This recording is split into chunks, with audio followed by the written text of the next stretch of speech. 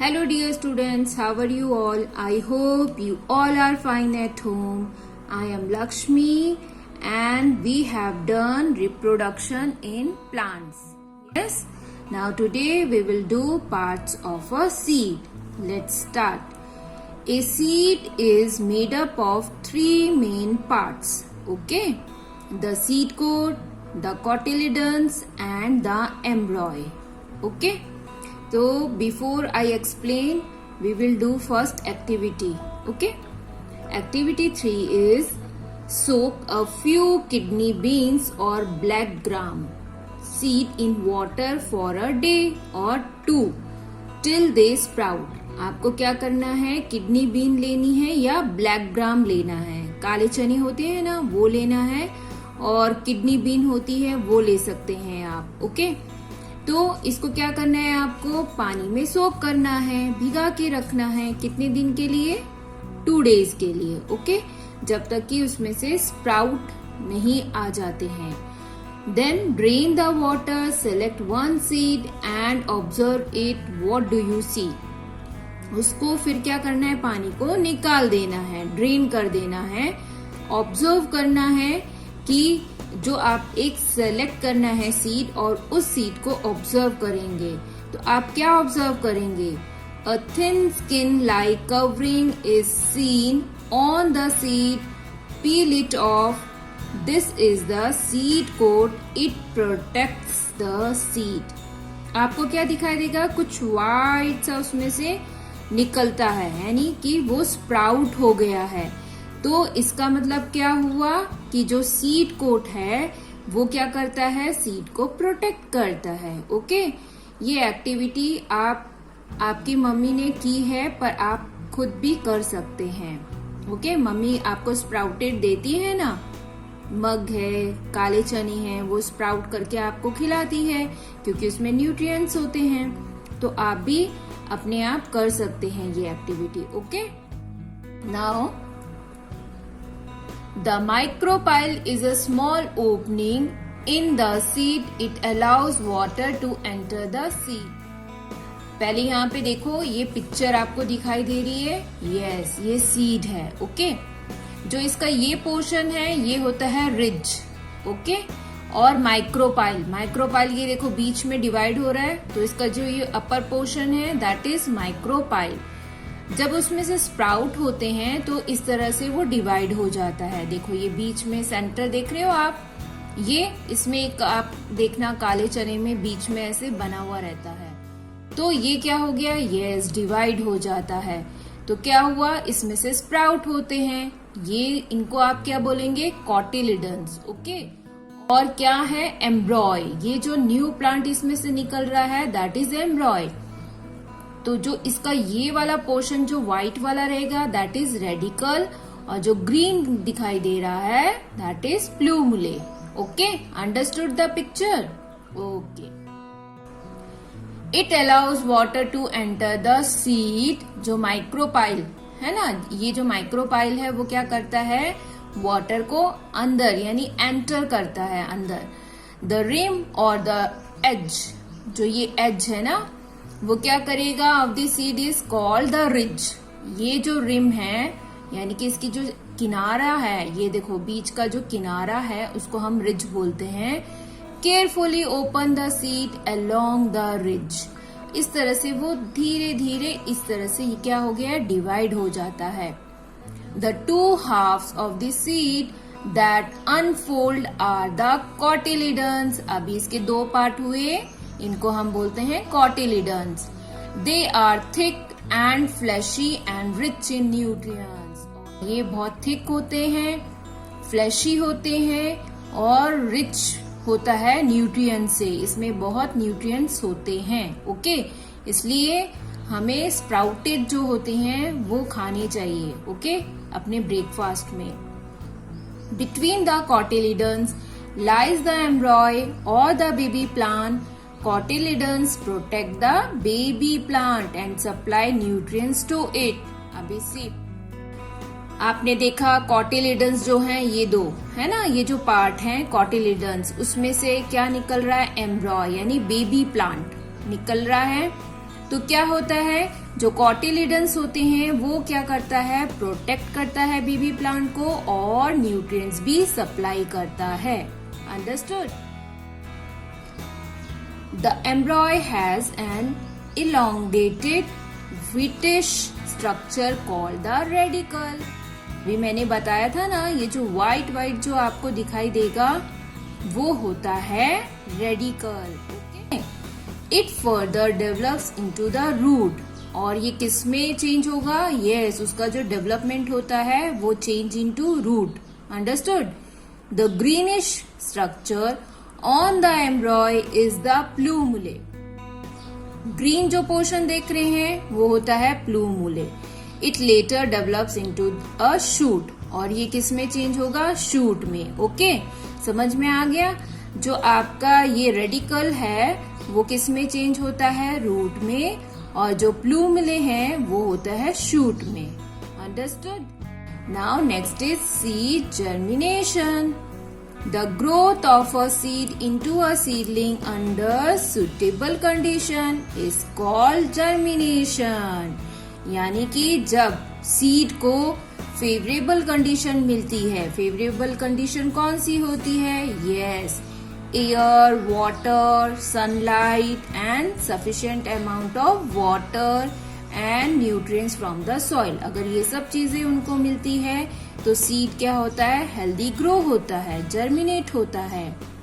Condition for seed germination, और क्या conditions होती है, every seed needs certain favourable condition to germinate. जिस तरह से हमें ग्रो करने के लिए हेल्दी फूड खाना है, इसी तरह सीड को भी क्या चाहिए, फेवरेबल कंडीशन चाहिए जर्मिनेट होने के लिए।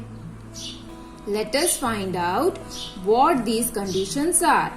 तो हमें देखना है कि कौन कौन सी कंडीशंस होती हैं। उससे पहले हम क्या करते हैं, एक्टिविटी 4।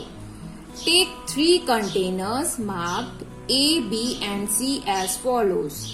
आपको 3 कंटेनर लेने हैं, A, B and C, with dry cotton wool। Dry यानी सूखा हुआ कॉटन वूल लेना है ए में। देन बी में मॉइस्ट कॉटन वूल, थोड़ा क्या कर देना है, उसको गीला कर लेना है। सी में क्या करना है, with moist cotton wool. Okay, A में ड्राई कॉटन वूल, बी में मॉइस्ट कॉटन वूल और सी में भी मॉइस्ट कॉटन वूल लेना है। Then arrange 5 gram seeds. आपको 5 ग्राम सीड्स लेने हैं on top of the cotton wool in each container. आपको क्या करना है, कॉटन वूल के ऊपर 5 जो ग्राम सीड्स हैं वो रखनी है। Okay student, then place containers A and B in sufficient sunlight and air. और ए और बी को आपको क्या करना है, सफिशिएंट सनलाइट और एयर प्रोवाइड करनी है।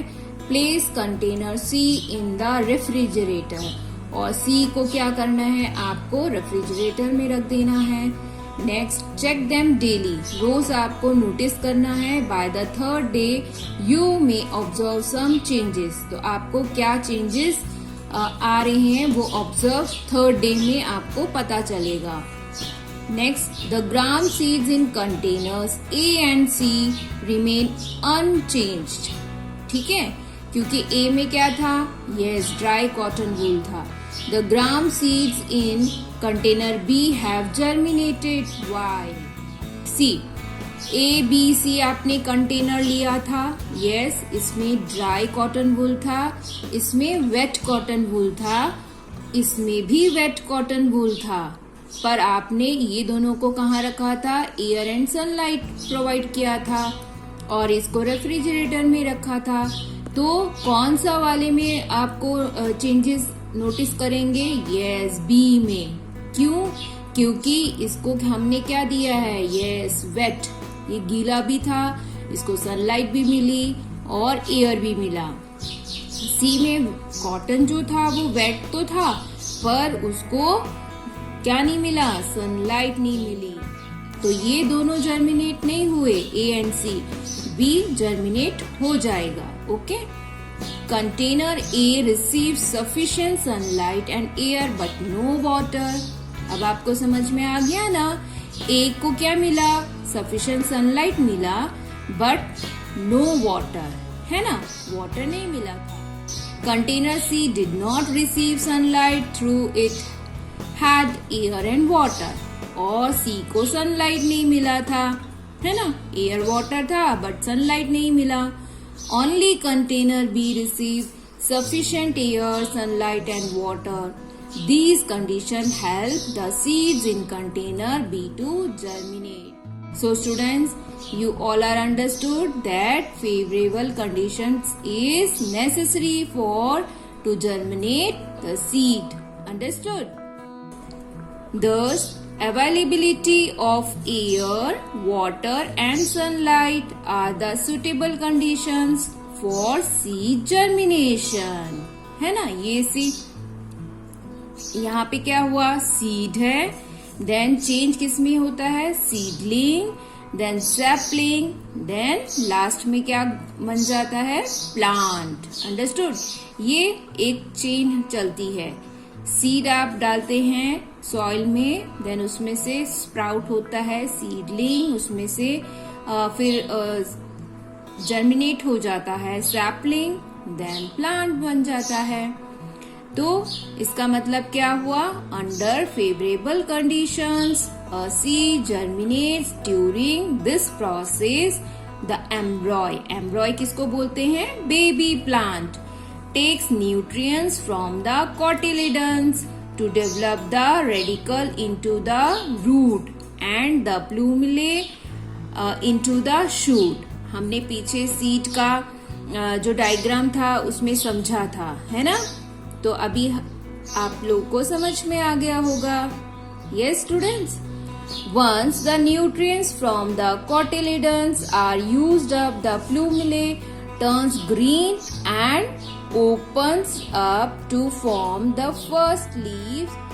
The seed now has grown into a seedling. Understood? किस तरह से प्रोसेस होती है? Seed, seedling, sapling and plant. Okay, see the picture. See the picture of germination of the seed. See, ये seed है, then seedling है, इसमें से रूट आ जाते हैं, फिर वो पूरा जर्मिनेट होता है, उसमें से जो है सैपलिंग बाहर आ जाता है, बेबी प्लांट, है ना? और फिर वो पूरा प्लांट बनता है. तो स्लोली स्लोली ये प्रोसेस होती है. As the first leaves appear the cotyledons. Cotyledons अभी आपको समझ में आ गया होगा. Dry up and fall off as they have given all their nutrients to the embryo. तो जो कॉटिलिडन्स है उनको सप्लाई करते हैं, पूरा न्यूट्रिएंट्स देते हैं वो उनको. Soon the seedling grows into a sapling and later into a plant. तो इस तरह से प्रोसेस चलती है. Seed, seedling, sapling, then plant. Okay, और ये कैसे होता है? Yes, using sunlight, air and nutrients. Okay. The green color is due to chlorophyll. और आपने समझा था लास्ट ईयर भी कि जो क्लोरोफिल होता है, it is a green color pigment. Understood? Which helps the plants in preparing their food. The process by which plants prepare their food is called photosynthesis. When the plants prepare their food by its own, that process is called photosynthesis. Understood? Even under all the given favorable conditions, all seeds may not germinate. Likewise, all seedlings may not show the same kind of growth. और ये आपको समझना है कि जो भी seeds होते हैं वो सेम ग्रोथ नहीं होती है उनकी. ओके, कुछ की प्रोसेस बहुत स्लो होती है, कुछ फास्ट ग्रो करते हैं. ओके, सम में grow into healthy plants, others into weak plants and yet others में विदर अवे. अंडरस्टूड? तो सबकी जो ग्रोथ कंडीशन है वो सेम नहीं होती है. This is because all the seeds of the same plant are not of the same quality. और ये ऐसा क्यों होता है? क्योंकि जो सीड की क्वालिटी होती है वो सेम नहीं होती है. Okay, some seeds are of good quality while others are not. कुछ सीड्स गुड क्वालिटी के होते हैं, कुछ गुड क्वालिटी के नहीं होते हैं. Seeds of good quality grow into healthy seedlings and plants. जो गुड क्वालिटी के सीड्स होंगे वो हेल्दी ग्रो करते हैं और उसकी जो प्लांट्स होती है वो हेल्दी होती है. After the harvest farmers should select and keep good quality seeds for sowing in the next year. आपने देखा होगा जो फार्मर्स होते हैं वो कैसे सीड्स अपने खेत में लगाते हैं, गुड क्वालिटी के. तो वो हमेशा चाहेंगे कि उनकी जो फसल होती है, जो हार्वेस्ट वो करें तो कैसा हो, हेल्दी हो, है ना. तो वो नेक्स्ट ईयर के लिए भी क्या करते हैं, अच्छे सीड्स जो गुड क्वालिटी के सीड्स हैं वो रखते हैं. In the case of rice the seeds are first sown in a water logged field. अभी जो राइस का होता है वो सीड नहीं होता है, पहले उसको क्या करते हैं, पानी के अंदर उसको बोते हैं, है ना, लगाते हैं. When they become seedlings, जब वो सीडलिंग्स हो जाते हैं, they are transplanted to another field. फिर उसको निकाल के दूसरी जगह पे लगाया जाता है. During this process, farmers should select and plant healthy seedlings to ensure good harvest. तो इससे क्या होता है, वो इसमें बहुत ध्यान रखते हैं फार्मर्स की जो उनकी जो सीडलिंग्स हैं वो कैसी रहे, उनकी जो हार्वेस्ट करें वो बहुत अच्छी हो, हेल्दी हो. Okay, now the activity 5. Buy wheat grains. आपको क्या करना है, व्हीट ग्रेन्स लेने हैं, सीड्स लेनी है ऑफ 2 डिफरेंट क्वालिटीज. व्हीट यानी गेहूं, 2 अलग अलग क्वालिटी के आपको क्या करने हैं, यस लेने हैं grains. So equal amounts of each type of grains in a separate pot. दोनों को सेपरेट पॉट में लगाओ. Take care to use fertile soil for both. दोनों को कैसी देनी है सॉइल, फर्टाइल होनी चाहिए, है ना. उसमें खाद प्रॉपर, जो मैन्योर आप डालेंगे वो प्रॉपर होना चाहिए दोनों पॉट में. Water the seeds regularly. और उसको रेगुलर पानी भी देते रहना है. Keep both the pots in the open so that the seeds receive enough sunlight and air. दोनों पॉट को ऐसी जगह रखनी है जहां से उनको सफिशिएंट सनलाइट एंड एयर मिलती रहे. What do you observe after a week.